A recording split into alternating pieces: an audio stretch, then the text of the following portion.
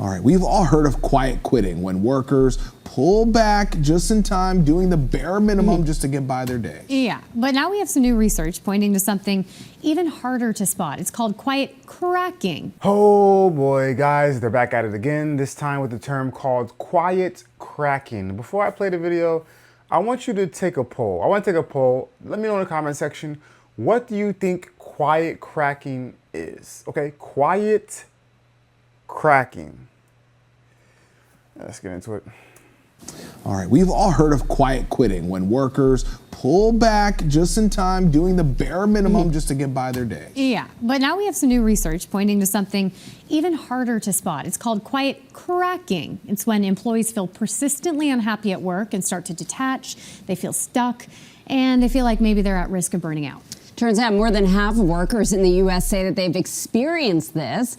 NYU psychology professor Dr. Tessa West joins us to explain what quiet cracking is, what it means, why it matters, and really, I guess, how do we know if we have it? Hello, Dr. West. Hi. I feel like we hear a lot of quiet terms, quiet quitting, now quiet cracking. What is quiet cracking? So quiet cracking is this phenomenon where we start to just feel psychologically detached from your job. Think about it a little like you're falling out of love with your job. The things that used to motivate you to get up in the morning, to actually care to go to work, to motivate you to do well, just aren't doing it anymore. And I think what we see is when people stop caring, they start performing worse at work, and they simply don't even really care that they're not performing very well at work. They're very cynical about this whole kind of process of doing well, moving ahead, actually climbing up the corporate ladder. Corporate ladder, what is that anyways? What is a corporate ladder anymore? Get out of here with that. Here's the thing. Why don't we just call it what it is? Being checked out, being disengaged. Whatever happened to those terms? Why is it now all of a sudden quiet cracking? You have to give everything a name. Yes, it's called being checked out, okay? Or burnt out and you need a break. It's time for a vacation. It's time for a change of pace. Maybe you need to leave your job. I don't know. But quiet cracking, this is just absolutely... whose job is it to come up with these terms? Or are these terms coming up online, like on TikTok, and then someone's finding it, the intern goes to the boss and says, hey boss, I have an idea. I'm on TikTok, I heard this term from some random person called quiet cracking. And this is what it means. It's like, it's weird to me. So we heard about this quiet quitting, especially after COVID. A lot of people are working from home, kind of doing the bare minimum. Do you think this led into quiet cracking, or is it kind of the flip of it? I think quiet cracking is sort of the precursor to quiet quitting now. We love the word quiet, and I think there's a phenomenon I do of everything loud. Yeah, I don't do anything quietly for what it's worth in the workplace. I think there's this withholding of talking about things and withholding of actually talking about it in the workplace with our bosses and with our colleagues. And so we're pulling away, we're disengaging without having active conversations about it. We are just being unhappy, being miserable, disengaging from the work, and just psychologically distancing before we actually quit, sort of metaphorically. And, and part of this is because our employers are kind of firing us or not giving callbacks on interviews. So they're part of the process as well. Everyone is sort of quietly firing or disengaging from one another on both sides. And I think that's what's kind of giving rise to this phenomenon. Well, you brought up a good point, because the job market, I'm curious about. The job market's slowing down. And as they're not offering more jobs, people are applying to dozens and dozens of jobs, not getting called back. So how does the job market play into this? I think the job market is super confusing for people. So part of this is they're not getting callbacks. They're not told what they're doing wrong. They can't find the signal in the noise.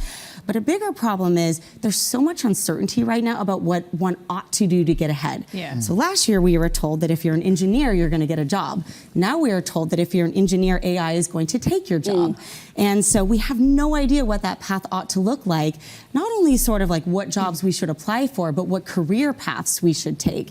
And so people are just sort of like randomly applying for things and trying to figure out what should work, and they have no idea what's going on. And it's leading to this phenomenon that we call learned helplessness in psychology. No matter what I do, nothing works. So I might as well just sort of throw my hands up and give up. Which is so demoralizing. So there she is spot on. I will give her that. I don't know how this relates to quiet cracking necessarily, but I know people that I'm close to who are in the job search, and they tell me the same thing. They echo the same sentiments about how tough it is to find work and how they don't get calls back, or if they, they get the same generic boilerplate email. Thank you for applying to our job at such and such company, but right now we decided to go with someone else, that kind of thing. And maybe the idea behind it is people know the job market is so tough right now and it's difficult to get a job that they are choosing to stay where they're at and cracking under the pressure, or cracking, I guess is what that stands for, like cracking under just the weight of being unhappy, or maybe wanting to leave for something else but not feeling like they can. So they get dejected, they get burnt out, they get,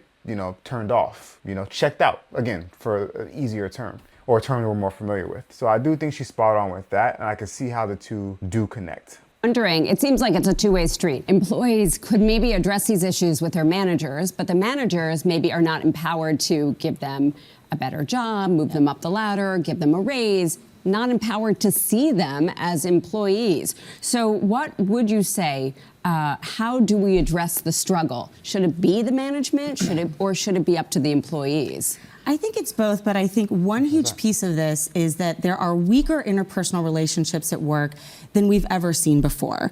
So managers are not trained on how to manage, on how to be good leaders, and people are not trained on how to ask for those things out of their managers. So one of those big things we could do are build those stronger interpersonal relationships at work, teach people how to ask for and give better feedback.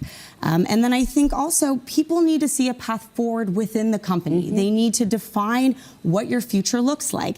You are not going to care about your job if you don't feel identified with the workplace, if you don't feel like you belong here. And then I think a huge piece of this is reducing uncertainty at work. If we don't feel like we know what's going on behind the scenes, we don't feel like things are transparent, we're going to feel stressed and anxious all the time.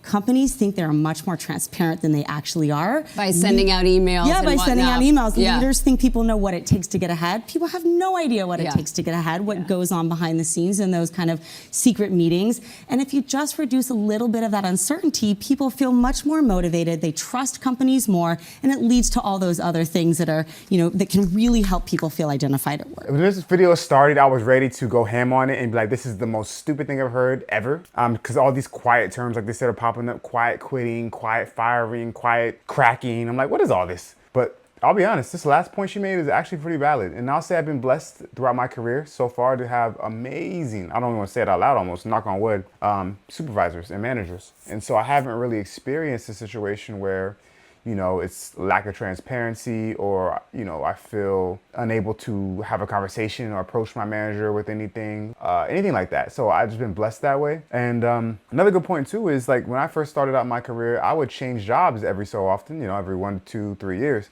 which I know companies hate, but it's something that, I felt at the time I had to do in order to get ahead. Because like she said, if you're in a position you feel like you can't get ahead, you kind of do start to feel after a while like, hey, why am I even giving all my effort? I'm just going to be here in this one role. I do think you should give whatever job you're doing your full effort, but I can see how people go, okay, well, if I can't get ahead or climb the corporate ladder, so to speak, why am I going to give it my all? So I can see where she's coming from. And transparency is big too.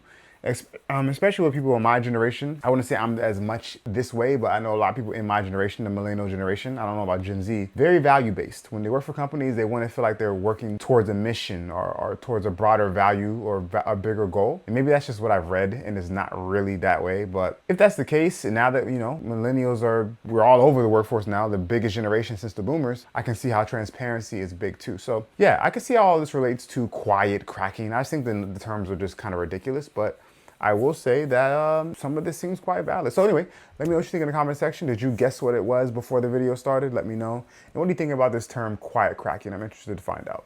With that being said, thank you for sticking around. And until next time, make smart financial decisions.